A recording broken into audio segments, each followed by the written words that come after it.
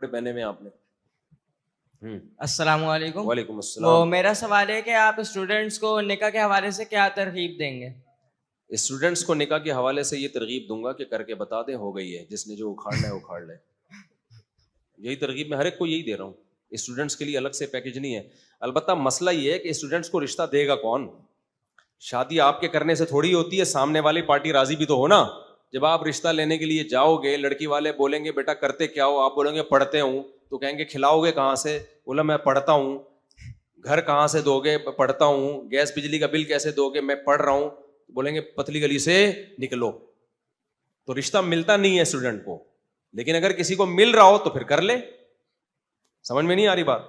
بعض دفعہ لڑکی والے کہتے ہیں کوئی بات نہیں, ابھی پڑھ رہے ہو, خرچہ ہم اٹھا لیں گے, گھر داماد بن جاؤ. تو اس میں پھر آپ کا کیا اسٹائل ہونا چاہیے؟ ایک آدمی کو آفر آئی گھر داماد بننے کی نا, اس نے کہا یہ بغیرتی قبول ہے. جب اس نے دیکھا نا اس کے فائدے بہت ہیں, شروع میں تو ایک دم لگا یار یہ تو بڑی بغیرتی ہے, گھر داماد بن کے رہوں, لیکن دیکھا فائدے اتنے ہیں کہ بیوی بھی مل رہی ہے, خرچہ بھی, گھر بھی ان کا, تو ایک دم. ابھی میرا پورا بیان ہوا نا, جلد بازی میں فیصلہ نہیں کرنا چاہیے. تو اس نے جو بغیرتی کا لفظ بولا وہ جلد بازی میں بولا. جب اس کے بینیفٹس دیکھے تو فوراً یو ٹرن لیا, بولا بغیرتی قبول ہے. تو بعض دفعہ ایسے ہوتا ہے لڑکی والے خود ہی کہہ رہے ہوتے ہیں بیٹا گھر داماد بن جاؤ, ہم خرچہ اٹھا لیں گے. تو سبحان اللہ, اچھی بات ہے. جب وہ خوش ہیں, لڑکا میاں بیوی راضی, تو کیا کرے گا قاضی. بعض دفعہ ابا اتنے نیک ہوتے ہیں, اپنے ذمہ داری پہ کر دیتے ہیں, کوئی بات نہیں جی ہمارا بیٹا ابھی پڑھ رہا ہے, تو بیٹا جب بھی کوئی بات کرے بولا ابا خرچہ اٹھائے گا. تو بعض لوگ دے دیتے ہیں کہ چلو جی ابا ذمہ دار ہیں, کوئی بات نہیں. پٹھانوں میں تو ایسا بہت ہوتا ہے, کوئٹہ پشاور میں بھی لڑکے 15 سال کے ہوتے ہیں, ان کی باپ شادیاں کر دیتا ہے اپنی ذمہ داری پہ, اور پھر بچے برائیوں سے بچتے بھی ہیں. گھر میں باپ کو جوانی میں دادا بن جاتا ہے, سمجھ رہے ہو, جوانی میں نانا بنتا ہے, دادا بنتا ہے. پھر میں نے دیکھا ہے وہاں کا کلچر, توکل کرتا ہے اللہ پہ, بچے بھی برائیوں سے بچ جاتے ہیں, باپ کے کاروبار میں ہاتھ بٹاتے ہیں. وہ کہتے ہیں ہمارے باپ کا احسان ہے کہ اپنے خرچے پہ ہماری شادی کر دی. بہو بھی سسر کی خدمت کرتی ہے, اس کو پتا ہے ہمارا سسر خالی باتوں کا باپ نہیں ہے, بلکہ وہ کھلاتا پلاتا بھی ہے, خرچہ ہمارا سسر اٹھا رہا ہے. تو وہ سسر کو باپ کا مقام بھی دیتی ہے. پھر بڑا خاندان ہوتا ہے, پھر وہ 50 سال میں ماشاءاللہ پوتے بہویں داماد, اور پھر جو بچے پیدا ہو رہے ہیں اسپیڈ کے ساتھ, وہ باپ کا دستے بازو بھی بنتے ہیں کاروبار میں. تبھی تو ہم کہتے ہیں یہ کام کاروباری لوگوں کا ہے, ملازم پیشہ لوگ ایک شادی بھی نہیں افورڈ کر پاتے. کاروبار کرو گے تو جلدی شادیاں بھی کرو گے, دھڑا دھڑ بچے بھی پیدا ہوں گے, بچے بڑے ہوتے ہی کاروبار میں آپ کے پارٹنر بھی بنتے چلے جائیں گے, بزنس پھیلتا ہے. جاپان میں جو جنہوں نے مجھے بلایا نا, وہ ایک جگہ مجھے لے کر گئے, باجوڑ کے پٹھان تھے وہ, انہوں نے بتایا کہ باجوڑ میں وہاں جاپان میں انتہائی مہنگی لوکیشن, جیسے سمجھ لو جاپان کا بحری ٹاؤن سمجھ لو آپ. انہوں نے میری دعوت کی, باجوڑ کے پٹھان تھے وہ. جب دعوت کی میں گیا ہوں, ماشاءاللہ اسٹائل, اتنی لگژری جگہ پہ انہوں نے بنگلہ بنایا ہوا ہے. انہوں نے مجھے کہا کہ ہمارے بچوں میں, ہمارے خاندان میں 100 افراد ہیں جو ہم نے یہاں شفٹ کر دیے ہیں کاروبار کرتے کرتے, اور 100 میں انہوں نے کہا الحمدللہ ایک بھی اسکول پڑھا ہوا نہیں ہے. ایک نے 6 تک پڑھا تھا, اس کو بھی نکال لیا ہم نے. غلط نہیں ہے, اسکول بھی پڑھنا چاہیے, لیکن میں ان کی بات کر رہا ہوں. سب کو بزنس میں لگایا ہے, 100 افراد سیٹل ہو گئے ہیں وہاں پہ. تو جب یہ 100 کی 4 شادیاں ہوں گی اور 400 بچے, پھر ان 400 کی 4 شادیاں اور 400 بچے اور بزنس بھی, تو جاپانی تو تیل بیچ رہے ہوں گے تھوڑے دنوں میں. جاپان میں پکوڑوں کا بزنس جاپانی کر رہے ہوں گے, گاڑیوں کے بزنس پاکستانی کر رہے ہوں. اور میں نے وہاں پٹھانوں میں دیکھا, جاپانی سوٹ ٹائی میں آئے گا اور وہ ہمارے پٹھان بھائی کے پاس جاب کر رہے ہیں وہاں بیٹھ کے. نہیں آئی میرا خیال ہے بات. ایک پائنچا یہاں جس کے پاس جاب کر رہا ہے نا, اس جو جاب کرنے والا جاپانی سوٹ ٹائی اسٹائل, وہ جو جیپنیز کا ہوتا ہے, بریف کیس ہاتھ میں ٹھک ٹھک ٹھک جا رہا ہے, ایسا لگ رہا ہے کہ دوبارہ سے ان کا حملہ کرنے کا, دوسری جنگ عظیم کا پروگرام بن گیا ہے. بھول گئے کہ ایٹم بم کیا ہوتا ہے.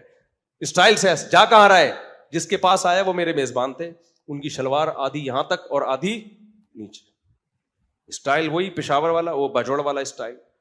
میں نے کہا شاید آپ اس کے پاس جاب کر رہے ہیں. اس نے کہا نہیں بھائی, یہ میرے پاس جاب کر رہا ہے. کمال ہے. کہتے ہیں کیونکہ مجھے لکھنا پڑھنا نہیں آتا. ابھی ایک تاجر ملے مجھے, کروڑ پتی تاجر, جن کی فیکٹریاں چل رہی ہیں.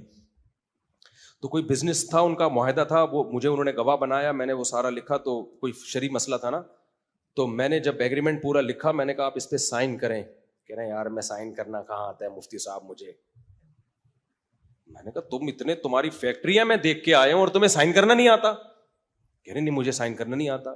میں نے کہا اچھا یہ ایگریمنٹ پڑھو. کہہ رہے پڑھنا آتا ہوتا تو میں سائن نہیں کر دیتا. میں نے کہا شاید میں سو رہا ہوں, میری آنکھ کھلے گی, یہ کیا ہو رہا ہے, یہ کیا ہو رہا ہے, یہ دیکھا ہے وہ نہیں آزاد جمیل نے کہا تھا یہ ہم کہاں جا رہے ہیں, وہ ڈرامہ کیا تھا نا اس نے, ہم کہاں جا رہے ہیں. تو اللہ نے برکت کس میں رکھی ہے بولو, کاروبار میں. ہمارے ایک دوست تھے, یہ عارف صاحب جو میرے کلاس فیلو ہے نا, یہ پڑھے لکھے ہیں ماشاءاللہ, اس لیے غریب آدمی ہے, اس لیے کیا ہے غریب آدمی. تو ان کو جاب ملی تھی جب انہوں نے میٹرک کیا ہے. جاب کیا ملی تھی پتہ ہے, ایک سیٹ تھا ہمارے محلے میں, وہ بھی باجوڑ کے یا کہیں کے وزیرستان کے پٹھان تھے, ابھی بھی میری دوستی ہے ان سے. انہوں نے جاب پہ ان کو رکھا تھا اچھی خاصی تنخواہ میں. کام پتہ ہے کیا تھا, میری طرف سے سائن کر دیا کرو, کیونکہ مجھے سائن کرنا نہیں آتا اور یہ بھی نہیں پتا ہوتا کہاں کرنا ہے. نہیں آئی میرا خیال ہے بات. اور اس بندے کا میں نے کہا بھائی اتنا کروڑوں کا بزنس کیسے کر رہا ہے جب اس کو سائن تو دور کی بات یہ بھی نہیں پتا تھا کہ کرنا کدھر ہے. تو اس لیے اتنا بھی بیوقوف ہونا اچھا نہیں ہے. پڑھ لو لکھ لو اچھی بات ہے, لیکن برکت اللہ نے کس میں رکھی ہے, کاروبار میں. تو جاپان فتح ہو گیا بھائی. تو کاروباری آدمی, ایک بس واقعہ سنا کے بات ختم کرتا ہوں. میں اکثر یہ واقعہ میں نے بیان میں بتایا, یہ 2005 یا 6 کی بات ہے. میرا شاگرد نا چمن میں بھی طلبہ آتے ہیں نا ہمارے پاس جامعۃ الرشید میں, پورے ملک سے, اب تو بیرون ملک سے بھی آنے لگے ہیں. تو ہمیں کلچر کا بہت پتہ ہوتا ہے کہ کس علاقے کا کیا کلچر ہے, کیونکہ ہر طرح کے شاگرد ہمیں ملتے ہیں, استاذ بھی اور شاگرد بھی. تو میری کلاس کے ساتھ ہی ایک اور کلاس تھی, وہ بھی میرا شاگرد تھا. تو میں نے ویسی 4 شادیوں پہ میں بات کرتا رہتا ہوں. میں نے کہا یار کوئی ایسا ہے یہاں جس کے ابا نے 2 یا 3 شادیاں کی ہوں. تو انہوں نے بتایا استاد جی کلاس کے ساتھ والی کلاس میں ایک لڑکا ہے جس کے ابا کی 3 شادیاں ہیں اور 24 بچے ہیں. تو میں نے کہا یار وہ تو رزق کی کمی کی وجہ سے اتنا سا رہ گیا ہوگا وہ بچہ, کیونکہ فیملی پلاننگ والے تو یہی کہتے ہیں نا. میں نے کہا بلا کے لاؤ. وہ پلا پلایا پورا لال ٹماٹر ماشاء اللہ. میں نے کہا تم کون سے نمبر پہ, اس نے پتہ نہیں کیا بتایا 18ویں نمبر پہ. تو میں نے کہا تمہارے ابا کی آمدن کیا ہے یار, 3 بیویاں اور 24 بچے پالنا اس مہنگائی کے دور میں آسان ہے, کرتے کیا ہیں؟ اس نے کہا ہمارے ابا کا ایک چھوٹا سا کھوکھا تھا چمن میں, چھوٹا سا بزنس تھا, سمجھ رہے ہو. تو بچے پیدا ہوتے گئے, جو لڑکیاں تھیں وہ گھر میں, جو لڑکے تھے وہ بچپن ہی سے ابا کے بزنس میں ابا کے پارٹنر بولو بنتے چلے. 6-7 سال کے دکان پہ بٹھا دیا, چل بھائی اب تو یہ اس کو پہنا جا کے, تو اس کو پہنا جا کے. بچپن سے ہی انہوں نے پہنانا سیکھ لیا. کاروبار میں پہنانا ہی تو ہوتا ہے. تو کہہ رہے بچے بڑے ہوتے, اس نے کہا یہ 24 بچے ایک عمر کے تھوڑی ہیں. جو 24واں جو پہلے نمبر والا ہے وہ تو بڑا ہو گیا نا, وہ تو 30-35 سال کا ہو گیا, وہ تو بڑا ہو گیا نا. تو کہہ رہے جو بڑا ہوتا گیا, 7 سال 8 سال کا ابا اپنے ساتھ لاتے رہے, اور اب ہمارا بزنس دبئی میں ہے اور کروڑوں روپے میں ہم کھیل رہے ہیں.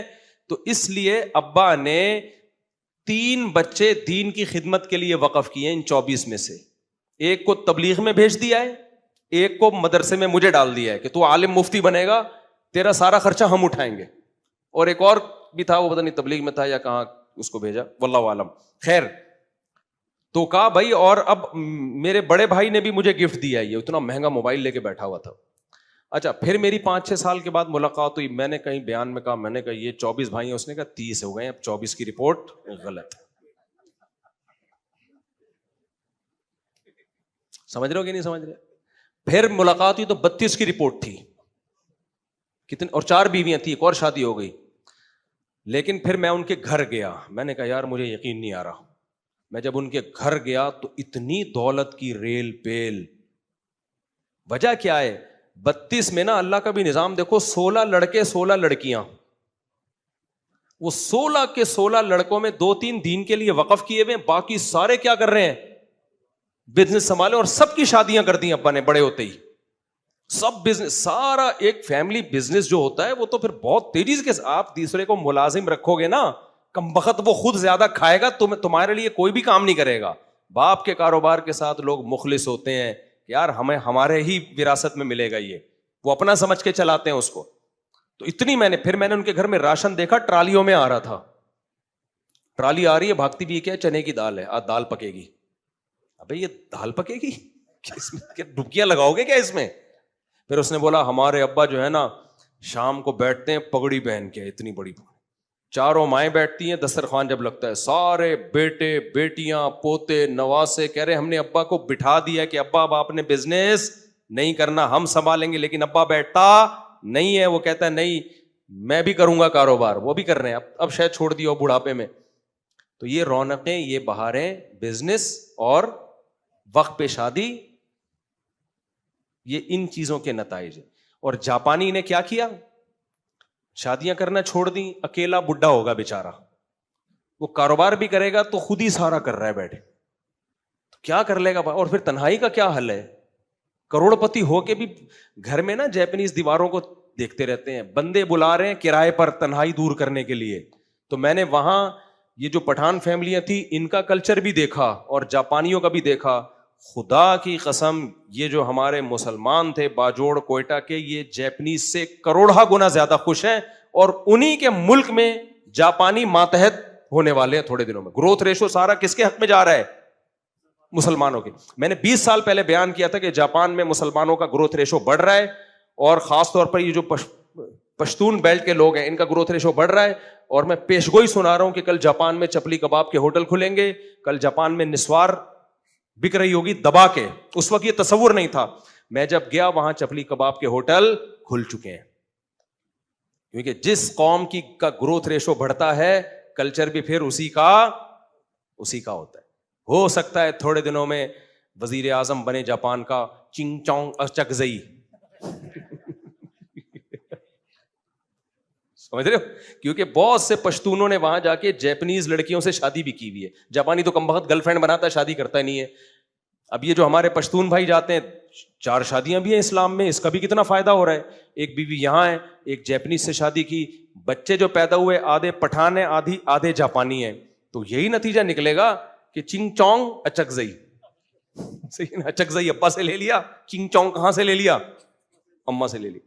कल्चर स्पीड से, और 20-30 साल में आप देखना जापान का नक्शा बदल चुका होगा, काफी हद तक बदल गया है। वहां तिजारत में लोग, पंजाब के लोग भी मैंने बहुत देखे वहां पे, लेकिन सबसे ज्यादा मुझे पश्तून नजर आए, पंजाब के लोग भी बहुत हैं। तो बिजनेस और ग्रोथ रेशो समझते हो, जो कौम इस पे काबू पालेगी ना, मुस्तकबिल किसका है, उसी का है। समझता है कि नहीं समझता है? अल्लाह ताला समझने की अमल की तौफीक अता फरमाए। अब ऐसा ना अच्छी भली कोई जॉब छोड़ के पता चला बिजनेस भी ना हो तो पहले किसी